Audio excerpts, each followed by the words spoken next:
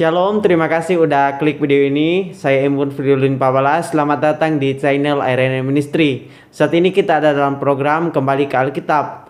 Dan saat ini juga kita akan menjawab satu pertanyaan yang sangat menarik untuk menjadi pembahasan kita dalam topik kali ini, yaitu siapakah yang membunuh Yesus? Saudara-saudara, pertanyaan ini juga menjadi pertanyaan yang sangat klasik bagi kalangan non-Kristen, baik saudara-saudara kita dari berbagai belahan agama manapun itu. Siapakah sih yang membunuh Yesus? Apakah Allah? Ketika dia berseru, ya Allahku, mengapa engkau meninggalkan aku? Mereka menjadikan hal itu untuk menyerang kekristenan.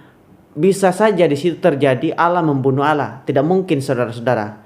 Jadi, saya akan memberikan 6 pernyataan atau 6 bukti siapakah yang membunuh Yesus. Dan saya tidak sertakan ayat-ayatnya di sini. Dari semua jawaban yang saya berikan daripada ke-6 hal ini terdapat semua di dalam Alkitab. Dan saudara bisa mau melihat semua ayat-ayatnya di dalam thumbnail yang kami akan terakan setelah kami mengupload video ini di YouTube. Dan yang pertama, yang membunuh Yesus itu adalah pemimpin agama. Kalau saudara memperhatikan, mereka bersekongkol untuk membunuh Yesus begitu bengisnya. Khususnya pemimpin agama Yahudi pada saat itu, agama merosot sekali. Sehingga pemimpin agama Yahudi ketika melihat Yesus mengajar di bait Allah, dimanapun Yesus membuat mujizat, mereka sangat benci Yesus.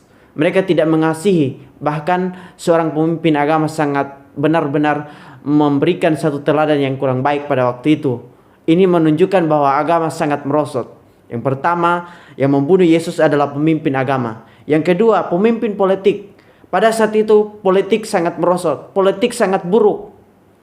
Di bawah pemerintahan Pontius Pilatus, Alkitab mencatat bahwa dia yang memberikan hukuman mati kepada Kristus.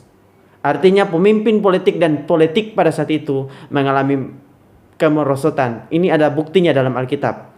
Yang ketiga, yang membunuh Yesus adalah prajurit atau tentara pada saat itu.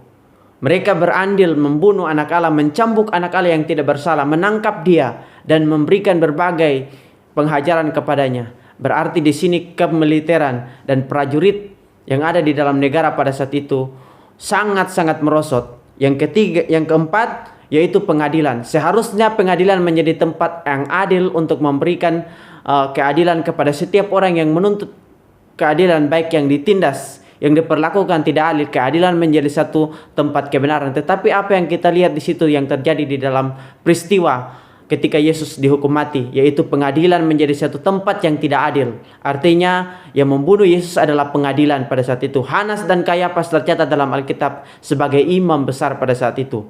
Ini merupakan satu hal yang sangat bengis sekali dalam pengadilan agama. Yang berikutnya adalah yang kelima, massa yang berteriak, salibkan dia.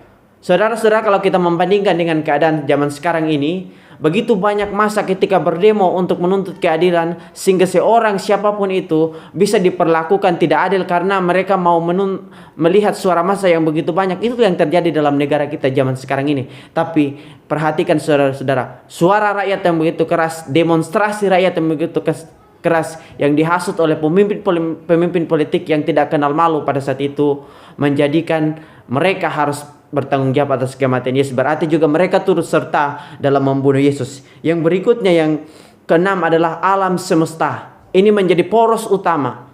Ketika anak Allah Yesus dihukum mati, dunia tidak bertanggung jawab. Artinya ekspresi ketidakbertanggungjawaban dunia terhadap penyaliban Yesus dan kematiannya adalah ketika gempa bumi terjadi. Artinya itu satu ekspresi bahwa dunia ini nggak mau bertanggung jawab atas kematian Yesus. Ini sesuatu hal yang sangat menyedihkan bagi saya dan saudara.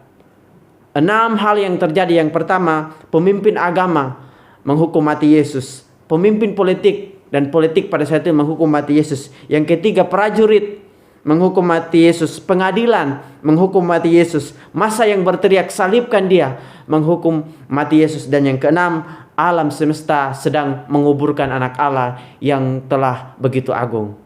Ini yang harus kita perhatikan, saudara-saudara. Saya tidak menyertakan satu persatu penjelasan berdasarkan ayat Alkitab, tetapi kami akan memberikan penjelasan ketika kami memasang thumbnail daripada video ini.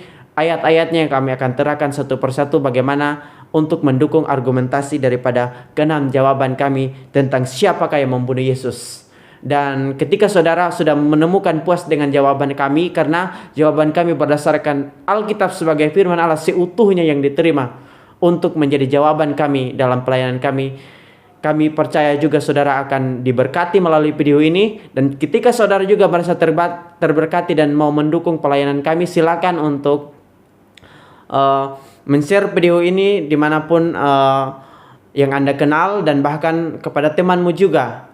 Dan bahkan ketika saudara ingin mendukung kami dalam pelayanan, silakan tekan tombol subscribe, jangan lupa komen dan like video ini. Dan juga kiranya video-video selanjutnya apapun yang kami bahas dalam pembahasan ini memberkati saudara-saudara. Kiranya semua bagi kemuliaan Tuhan. Tuhan Yesus memberkati saudara.